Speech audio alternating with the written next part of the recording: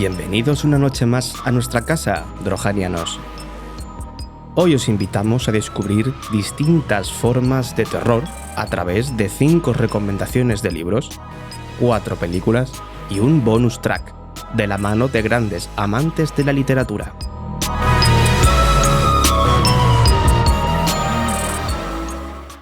Para seguir proporcionando contenido gratuito, es importante que nos des un me gusta si te ha gustado y comentes qué te ha parecido el episodio. Ayúdanos a crear una gran comunidad.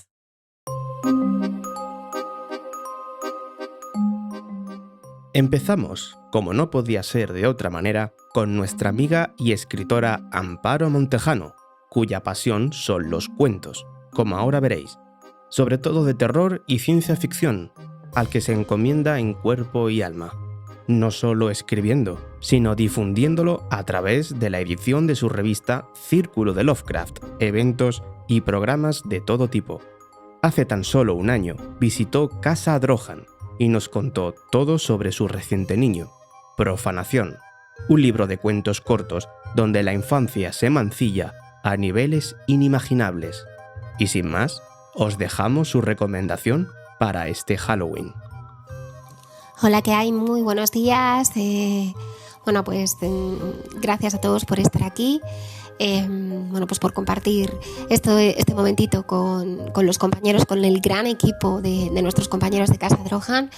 Soy Amparo Montejano, no me he presentado, soy Amparo Montejano, soy la directora y editora de Círculo de Lovecraft, es una plataforma web destinada a la difusión gratuita y activa de la literatura de género.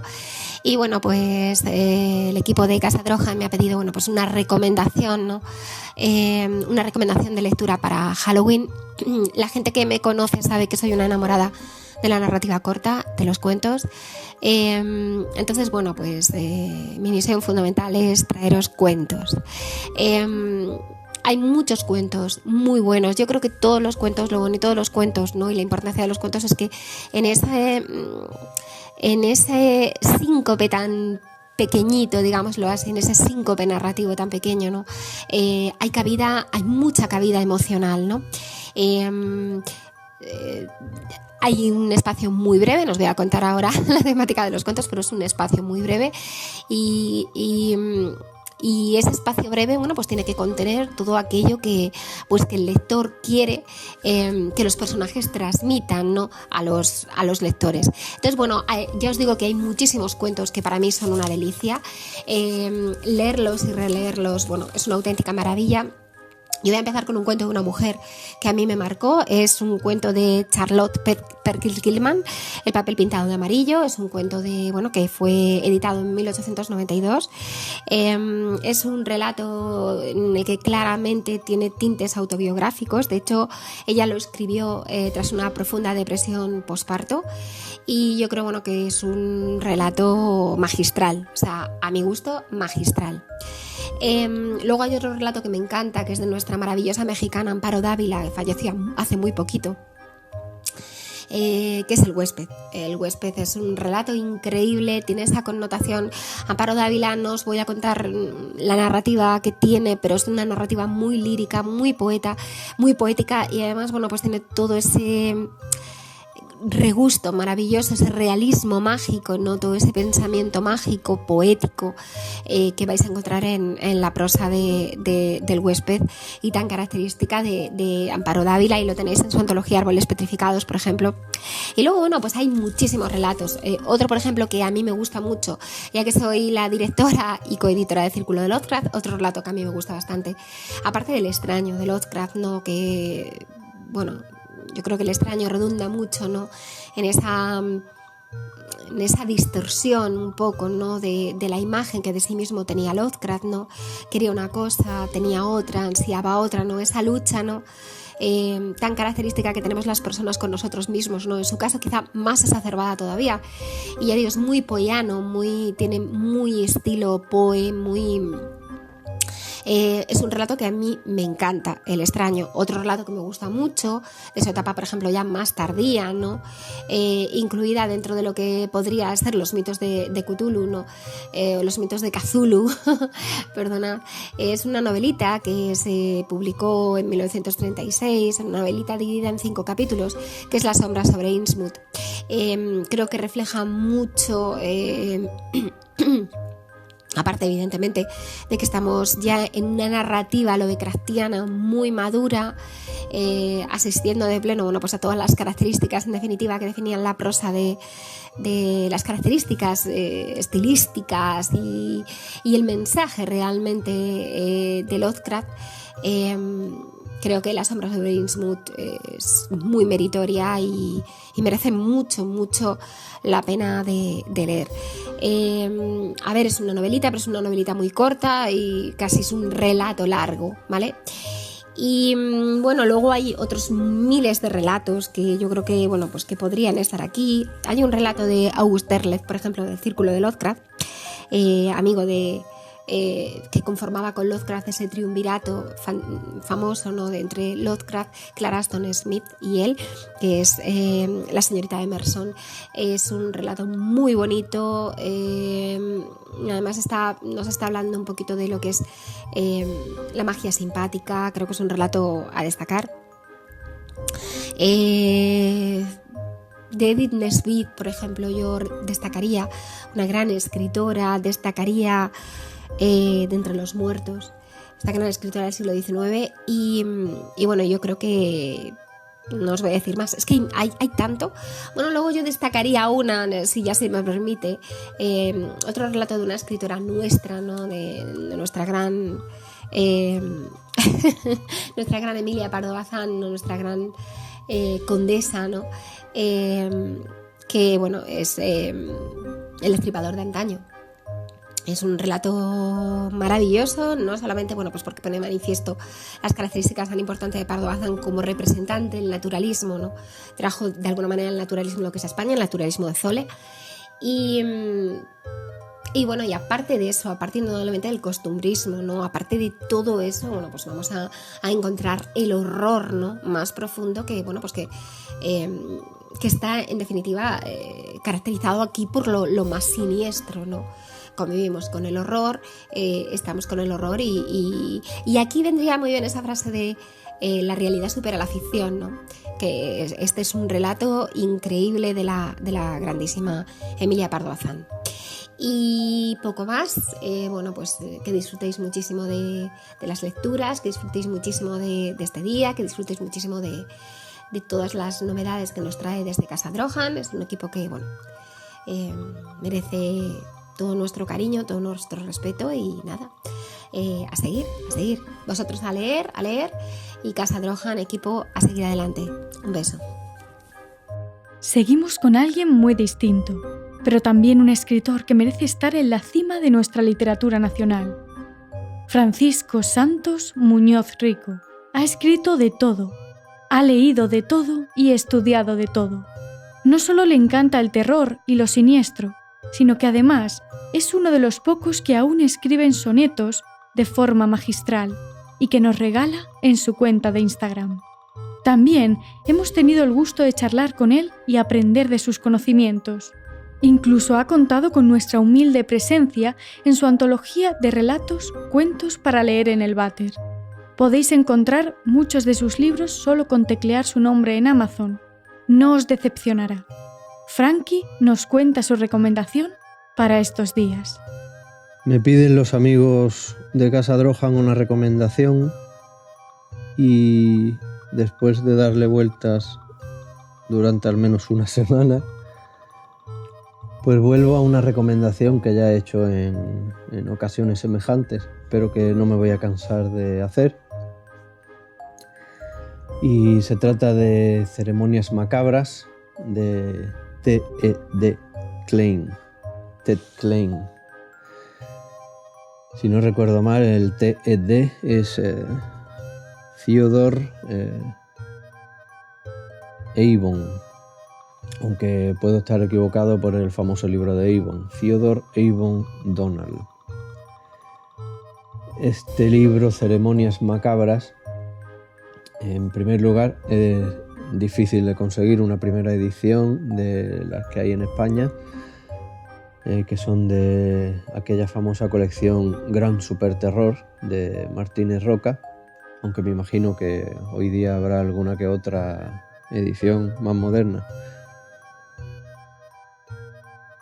Y bien, siempre que hablo de este libro lo pongo en un grupo de 3 libros.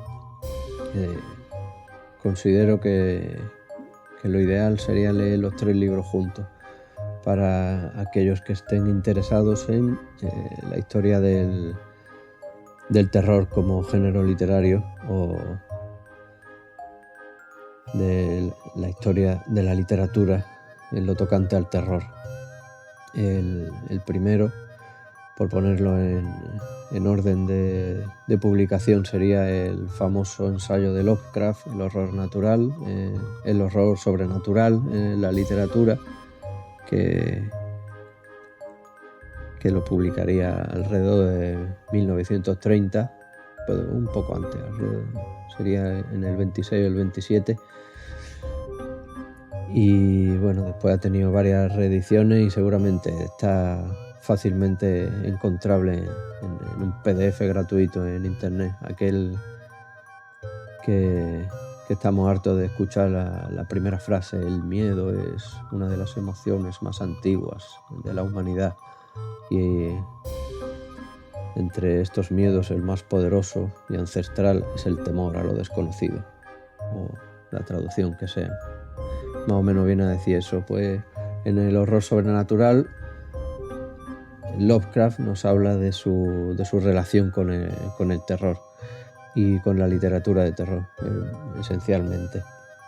El segundo libro sería este que recomiendo, el Ceremonias Macabras, de Ted Klein, que no es un ensayo, sino que es una novela, pero el protagonista de la novela se dedica a escribir un libro sobre esto precisamente, sobre el terror.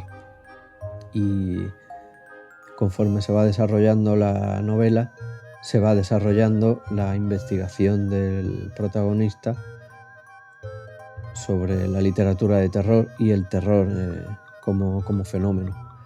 Y yo creo que es una de las mejores novelas de terror de todos los tiempos. Y por último, el tercero del trinomio sería el famoso Danza Macabra de Stephen King, que viene a ser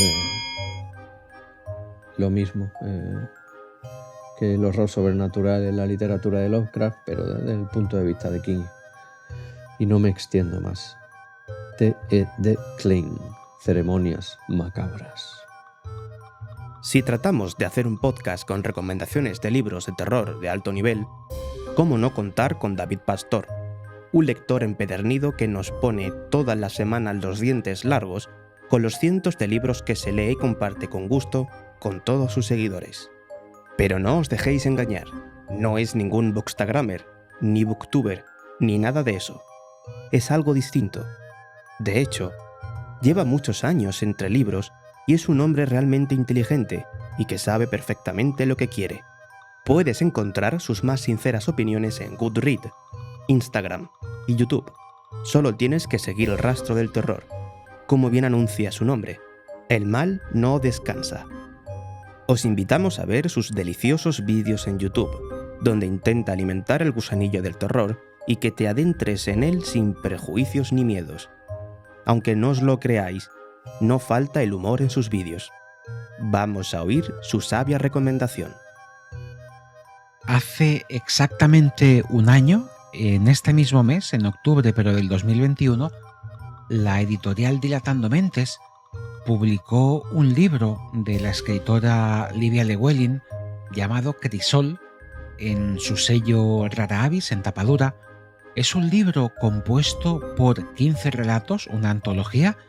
Está prologado en castellano por la escritora Nieves Mories, que muchos de vosotros conoceréis, y la verdad es que creo que no se le ha hecho justicia a ese libro, porque dentro de la marabunta y de todo el aluvión y el bombardeo editorial al que como lectores somos sometidos día sí, día también, pues es muy fácil que hayan libros o pequeñas joyas desconocidas hasta el momento que pasen a nuestro lado y que no seamos capaces pues de pararnos y descubrirlos, y que se nos pasen sin que nos demos cuenta realmente de lo que nos estamos perdiendo por toda la pila de libros y libros que solemos tener. Así que bueno, yo este libro es una obra que realmente no conozco a demasiadas personas en comparación con otras novedades que la hayan leído, y creo que es bueno que se le haga justicia, o al menos que lo conozcáis, o que os entre ese gusanillo, esas ganas, ¿no?, de conocer las historias maravillosas de esta escritora. Son, como os he comentado, 15 relatos los que componen la antología, y al ser relatos es complicado desgranarlo sin destriparlo el libro, así que simplemente voy a dar una serie de tips o de claves o de consejos a la hora de leerlo para que sepáis la forma que tiene ella de escribir. Y si os lanzáis y os atrevéis a leer este libro, el de Crisol, de Livia Llewellyn, pues un poco que sepáis pues por dónde van los tiros o la forma de escribir que os podéis encontrar.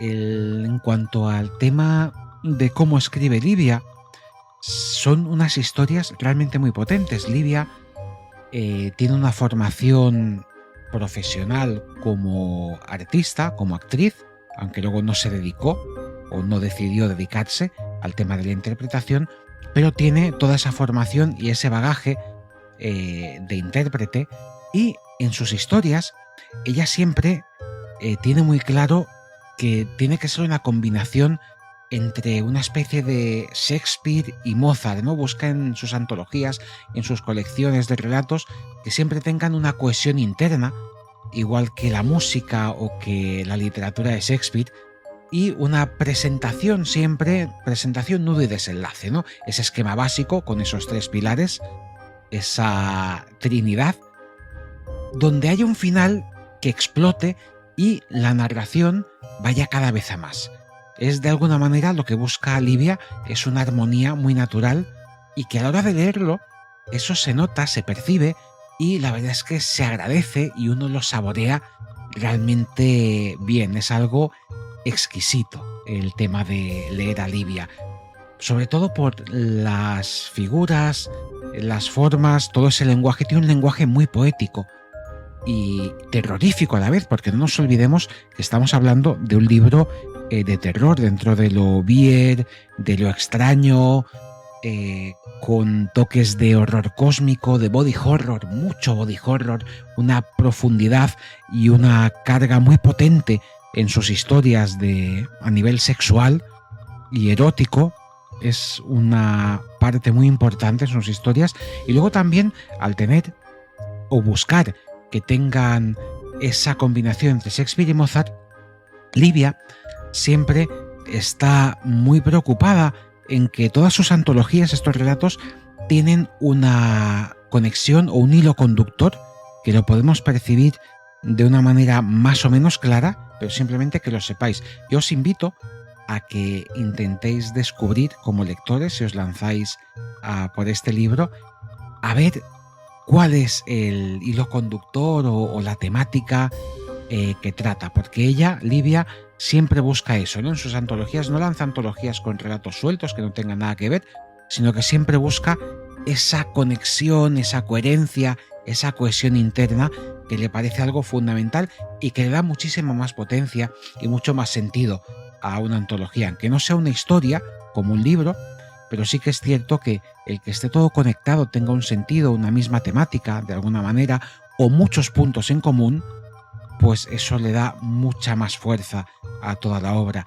Luego también me parece muy importante el tema de cómo describe Livia los paisajes. O sea, los paisajes de Crisol reflejan muchas veces una crudeza absolutamente demoledora y el miedo a la humanidad. Ese es el terror principal que trata en muchos de sus relatos, ¿no? Ese miedo absoluto, terrorífico a lo que es la humanidad. Y es una sensación, son paisajes urbanos, pero de alguna manera son paisajes desoladores y muy, muy detallados en los relatos. Y lo que es el tema para Livia, el tema del paisaje también es muy importante a la hora de describir, porque de alguna manera ese paisaje en sus relatos es el que le da forma, el que moldea también para ella. Ella en entrevistas habla mucho de eso, ¿no? Y es el paisaje el que nos hace ser como somos, ¿no? Hace que no podamos escapar y no nos podamos aislar de lo que somos. Eso ella lo hace a través del paisaje de una manera espléndida. Y es herencia en ese sentido también de Lovecraft, ¿no? Lovecraft decía, bueno, hay que saber dónde vives y dónde está puesto tu corazón o dónde no está puesto tu corazón, ¿no? En el caso de Lovecraft, pues a él no le influenciaba de alguna manera Nueva Inglaterra, pero sí que se movía mucho por su odio hacia la ciudad de Nueva York, y todo eso, todo lo que es el paisaje y esa manera de verlo, de percibirlo, de describirlo, es lo que moldea también toda la ficción y lo que da mucho sentido también a los personajes. Y mira que en los relatos a veces no es fácil perfilar a un personaje por tema de extensión y porque sigue unas normas muy diferentes, ¿no?, a la narrativa de una novela, por el tema de espacio y de cómo hay que ir dibujando la trama y los personajes, pero tiene una influencia y ese entorno en su forma de escribir pues realmente le influye muchísimo. Es Livia de alguna manera la que deja que el entorno moldee y dé forma a los personajes o a los monstruos, y a partir de ahí pues ya deja que sean ellos mismos los monstruos los que desarrollen y los que cuenten la historia. No necesita nada más y eso es maravilloso. En fin, simplemente pues que sepáis que es un libro que vale muchísimo la pena y yo creo que es de las grandes tapadas y os puede sorprender. También es cierto que es un libro que puede que no sea para todo el mundo por la forma que tiene de escribir, puede que cueste entrar o que no entiendas de primeras los relatos, pero si os atrevéis, os lanzáis de lleno al vacío, a ese vacío terrorífico de Livia y a esa forma de expresar esos miedos, pues puede que os sorprenda tanto como a mí y que os vuele la cabeza. Para mí personalmente es de las escritoras ahora mismo más potentes de escritora, bueno, de habla inglesa que podemos encontrar en cuanto a relatos. Junto con Nadia Bulkin, yo creo que Livia Llewellyn realmente es una imprescindible. Al menos hay que conocerla y leerla, y ya si conseguís entrar en sus universos, pues disfrutad del miedo, del terror y de todo lo que tiene por contar y por ganar. Es realmente aterradora, devastadora y maravillosa.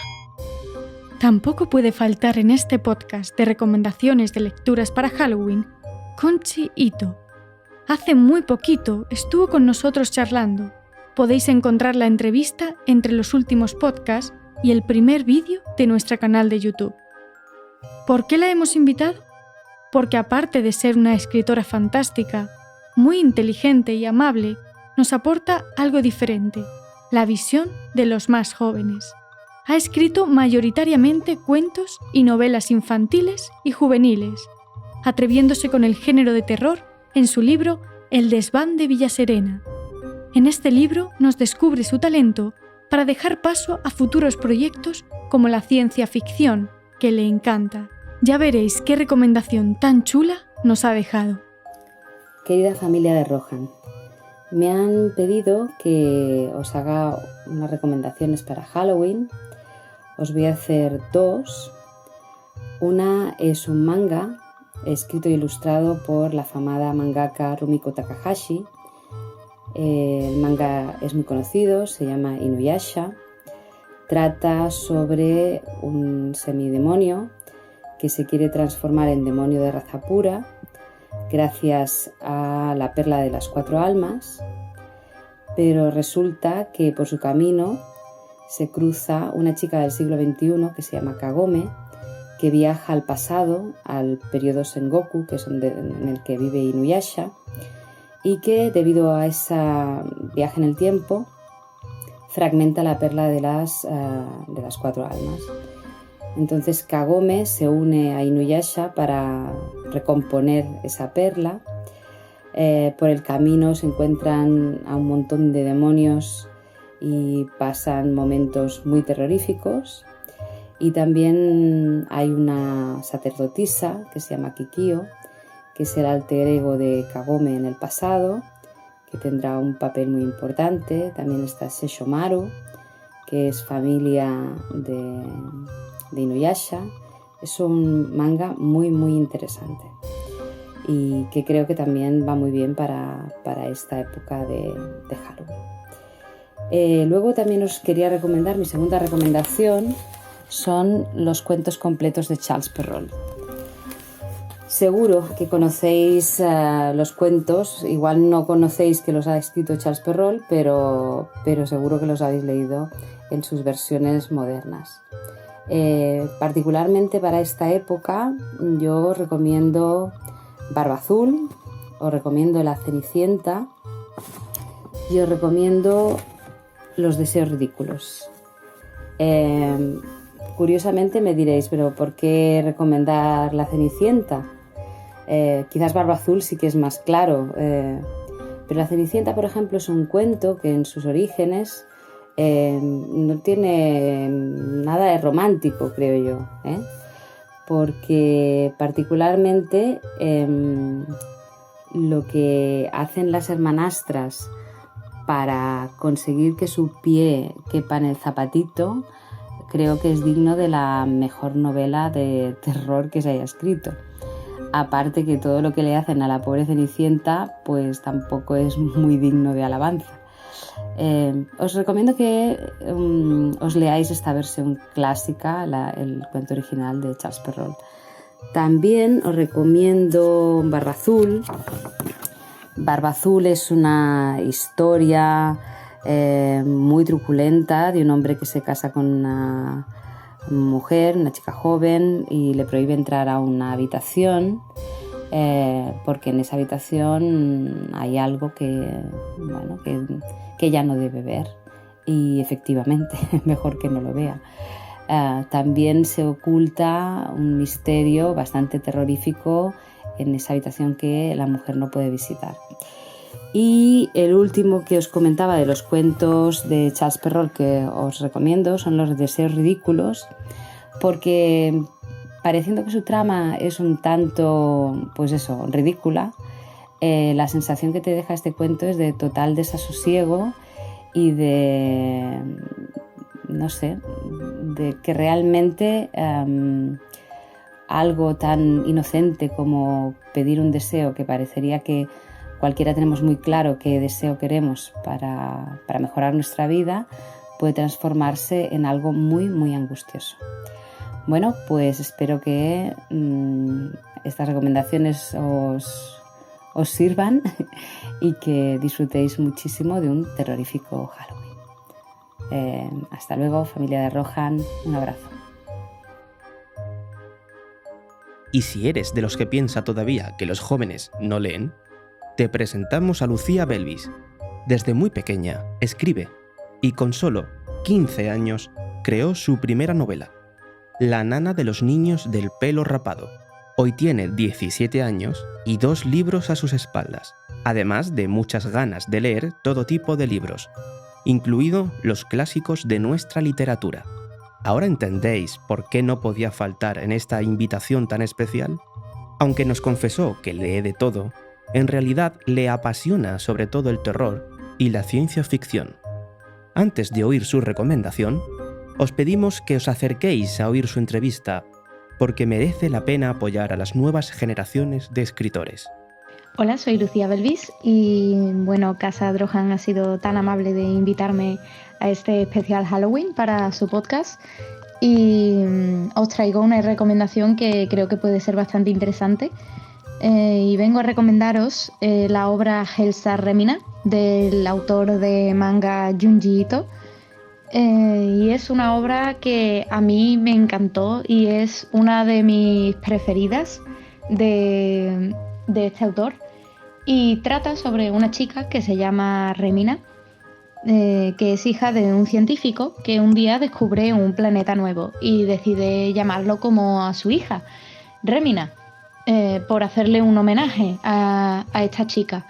Y se convierte en un éxito mundial muy famoso, él y su hija, y todo parece irles genial hasta que ese planeta empieza a acercarse a la Tierra y parece que no es muy buena señal, ya que parece que todas las estrellas a su alrededor se van apagando y todo lo que tiene a su alrededor va desapareciendo.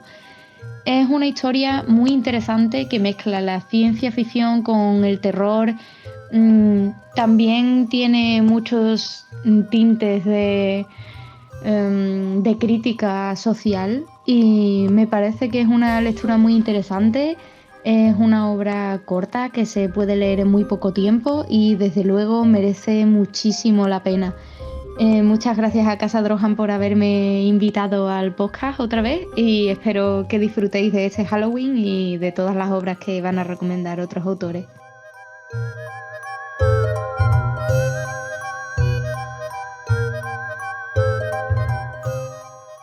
Bien, drojanianos, terminamos los libros. Vamos con las películas. Una noche de Halloween se puede celebrar de muchas maneras, y nuestra opción favorita es película y palomitas. Si sois de los nuestros, adelante.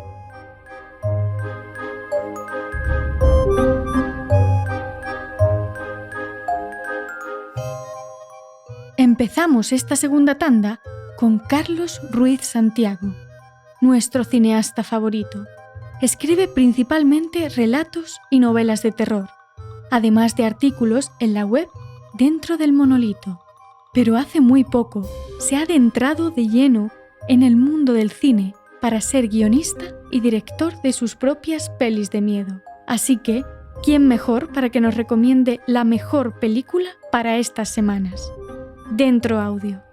Yo vengo a recomendaros Chud, o, para desglosar el acrónimo, Caníbales Humanoides Rulantes Demoníacos, una película de serie B absolutamente maravillosa, ambientada en un Nueva York asqueroso y completamente contaminado, donde unas criaturas mutantes comenzarán a surgir de las alcantarillas y a sembrar el terror. Tiene quizás demasiados personajes y un presupuesto paupérrimo, pero lo compensa con algunas actuaciones bien paridas o por lo menos divertidas, unos monstruos completamente maravillosos y algunas escenas sangrientas muy divertidas. Es una película muy loca que se sabe tomar en serio lo justo y necesario y que tampoco rechaza su naturaleza de cine de bajo presupuesto. La serie Z nunca ha molado tanto. Una de las primeras personas a las que seguimos en Instagram fue a Ágata y su impresionante cuenta Aquelarre Nocturno. Ahí relata todo tipo de historias de miedo, tanto reales como leyendas, y las acompaña con fotografías de lo más interesante. Como ella misma nos cuenta, es un proyecto de investigación e información sobre los misterios del mundo. Habla sobre lo paranormal, la cultura de terror y la criminología, y su esperanza es poder crear una plataforma más grande donde llegar a más personas. Y no solo eso, además es escritora y tiene entre manos un libro de relatos, que seguro que recomendaremos. Vamos a oír su inquietante recomendación. Hola a todos los oyentes de este podcast. Primeramente, antes de empezar, me gustaría dar un fuerte abrazo y mi gratitud a Axel y a Noé por haber contado conmigo. Muchísimas gracias. Mi recomendación trata sobre la película Insidious. No os voy a hablar de una en concreto de las 4 que hay, sino que hablaré de todas en conjunto, ya que tratan el tema de la espiritualidad de un modo muy interesante y que además hay un personaje concreto que tiene un papel muy importante y más tarde se hará protagonista. La primera película comienza con un matrimonio desesperado porque su hijo ha entrado en una especie de coma y no despierta. Además de que en su casa comienzan sucesos paranormales que les obligan a mudarse a casa de su suegro. Es allí cuando descubrimos que el padre del niño había sido acosado por un ente maligno de pequeño y este ha regresado. Es aquí cuando la medium hace su primera aparición y nos muestra la capacidad de la proyección astral para poder caminar por el mismo mundo que las almas que aún no han partido. También veremos otras sesiones de espiritismo, con técnicas que fácilmente pueden ser creíbles o utilizadas por personas que se dediquen a ese mundo. Se descubrirá que el alma del pequeño está atrapada por un ente maligno y más tarde que su padre será poseído por el alma de un asesino en serie, el cual también está atormentado por el ente de su madre, quien lo maltrataba de pequeño en vida por gustarle vestirse de mujer. El siguiente capítulo trata de cómo intentan liberar al padre de aquel ente que posee su cuerpo, y ahondar en la atormentada alma del asesino, mostrándonos escenarios escalofriantes y dándonos para pensar, al menos en mi caso, de lo cruel que puede llegar a ser la naturaleza humana, pudiéndose fácilmente traspasar a las almas que no pueden partir en paz por culpa del tormento que sufrieron en vida. Las últimas películas se centran más en la medium, quien en una primera parte ayuda a una joven a comunicarse con su difunta madre y a liberarse de otro ente malvado. Una película con momentos de tensión y terror por los sucesos paranormales y a la vez emotiva porque nos muestra cómo en ocasiones y según las creencias de cada uno, nuestros seres más queridos que han partido vuelven para protegernos. Finalmente, en la cuarta y última entrega tenemos de total protagonista a la medium que se adentrará en su pasado, un pasado cruel siendo testigo de malos tratos por su padre, por tener el don de comunicarse con los muertos, y un misterioso secreto al cruzar una puerta que desvelará al demonio que atormentaba a su padre y le obligaba a traer a jóvenes en ofrenda. Aquí los escenarios mejorarán. Se centra aún más en el mundo astral donde ella tendrá que caminar en busca de una solución, encontrándose con almas de conocidos que sufren y con otro momento emotivo donde un ser muy amado para ella le ayuda cuando no hay escapatoria. Lo interesante de esta última película también es que, al terminar, la protagonista recibirá una llamada de una vieja amiga que está en apuros porque su hijo es acosado por un ente, conectando así esta última película con la primera entrega. En resumen, si os gusta el mundo espiritual, sucesos paranormales, los mediums, los escenarios oscuros, pasar un poco de miedo y a la vez ver el lado emotivo de estas cosas, sin duda, pese a su antigüedad, esta saga os va a encantar. Si invitamos a compañeros y compañeras a darnos sus recomendaciones, no podíamos olvidarnos de nuestras chicas. Como algunos ya sabéis, el equipo ha aumentado estos meses y hemos querido que participen en este especial de Halloween. Primero os presentamos a Raquel, editora de audio e imagen de Casa Drohan. Tiene ganado el cielo por su paciencia y por salvarnos en muchas ocasiones. Siempre dispuesta, es nuestra futura cineasta del equipo.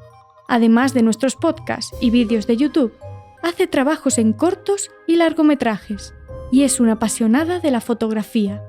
Raquel Caballero nos recomienda lo siguiente.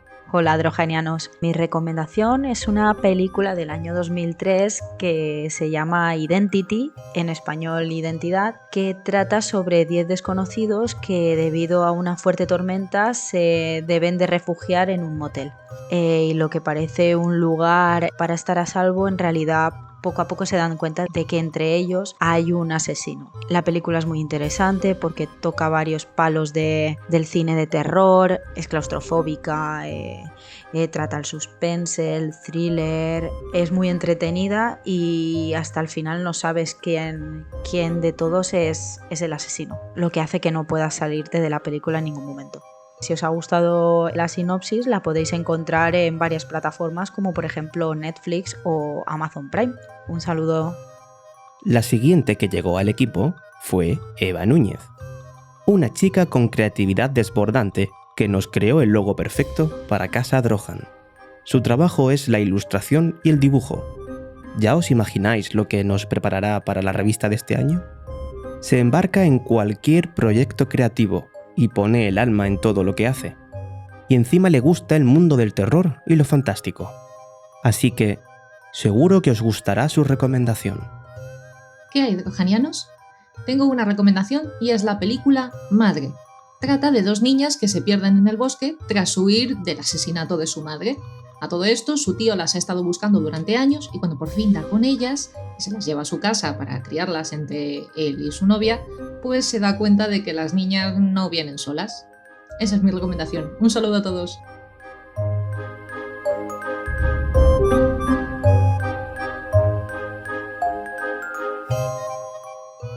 Pero no queríamos acabar este podcast sin nuestra propia recomendación. Un bonus track.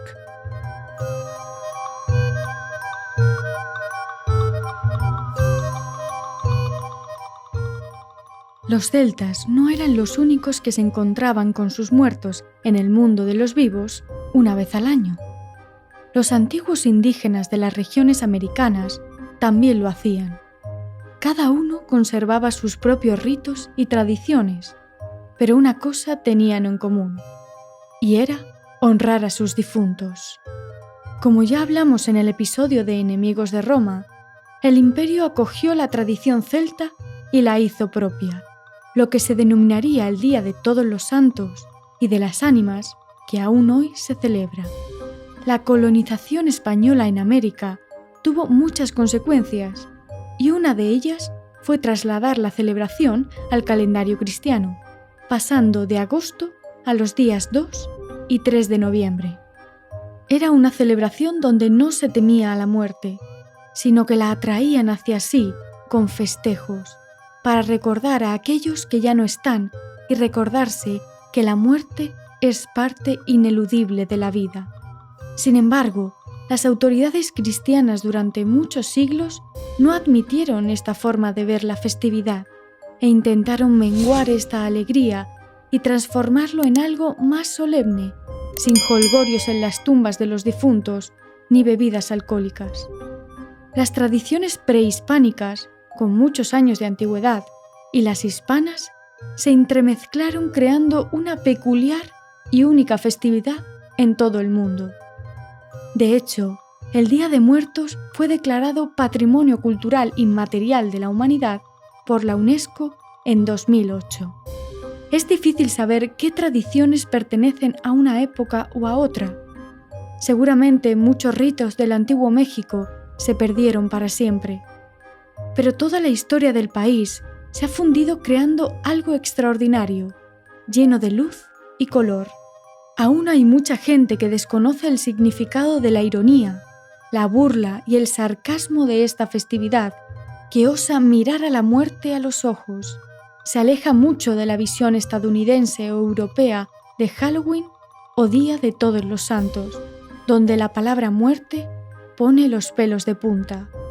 El poeta y ensayista mexicano, Premio Nobel de Literatura en 1990, Octavio Paz Lozano, escribió: En esas ceremonias, nacionales, locales, gremiales o familiares, el mexicano se abre al exterior. Todas ellas le dan ocasión de revelarse y dialogar con la divinidad, la patria, los amigos o los parientes. Durante esos días, el silencio mexicano silba, grita, canta, arroja petardos, descarga su pistola al aire, descarga su alma. Y su grito, como los cohetes que tanto nos gustan, sube hasta el cielo, estalla en una explosión verde, roja, azul y blanca, y cae vertiginoso dejando una cauda de chispas doradas. Esa noche los amigos, que durante meses no pronunciaron más palabras que las prescritas por la indispensable cortesía, se emborrachan juntos, se hacen confidencias, lloran las mismas penas, se descubren hermanos y a veces, para probarse, se matan entre sí. La noche se puebla de canciones y aullidos. Los enamorados despiertan con orquestas a las muchachas. Hay diálogos y burlas de balcón a balcón, de acera a acera. Nadie habla en voz baja. Se arrojan los sombreros al aire. Las malas palabras y los chistes caen como cascadas de pesos fuertes. Brotan las guitarras. En ocasiones, es cierto, la alegría acaba mal, Hay riñas, injurias, balazos, cuchilladas. También eso forma parte de la fiesta.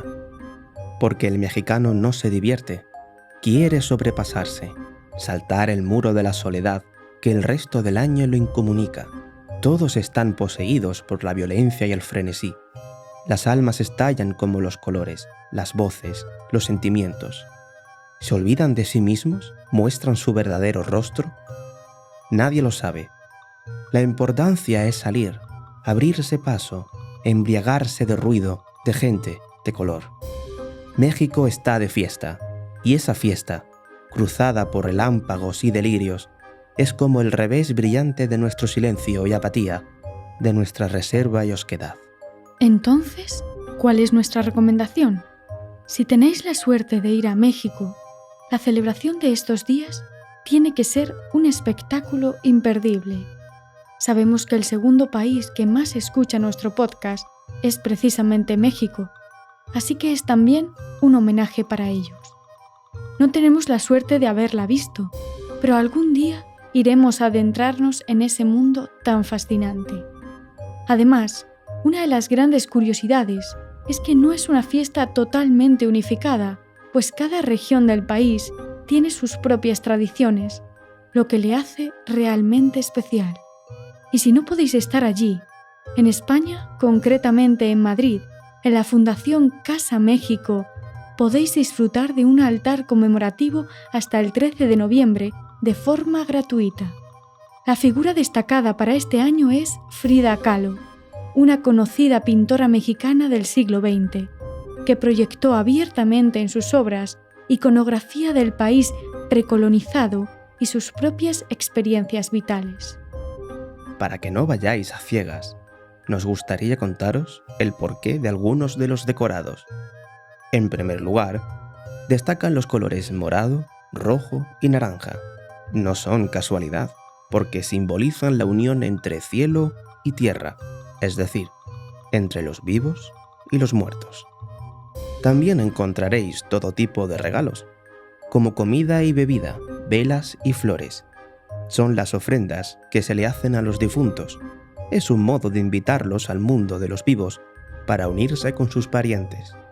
Todo lo anterior se fabrica principalmente con 3 materiales distintos: hojalata repujada, una técnica artesanal con planchas de metal más relacionada con el mundo religioso; cartonería, técnica más popular, donde se moldea papel; y papel picado, técnica puramente mexicana hecha con papel de seda, especialmente ligada al Día de los Muertos, porque representa el aire que cuando se mueve anuncia la llegada de los difuntos.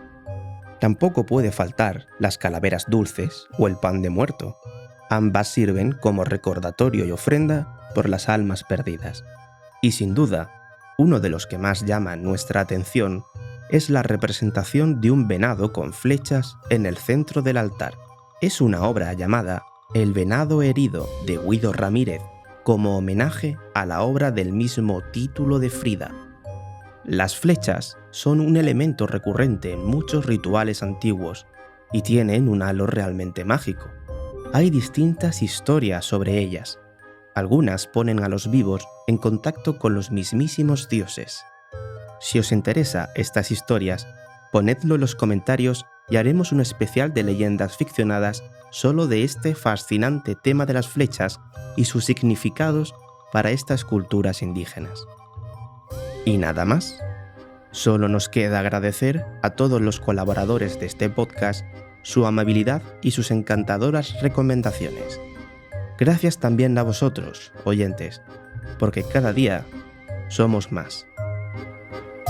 ¡Feliz Día de Muertos, drojanianos!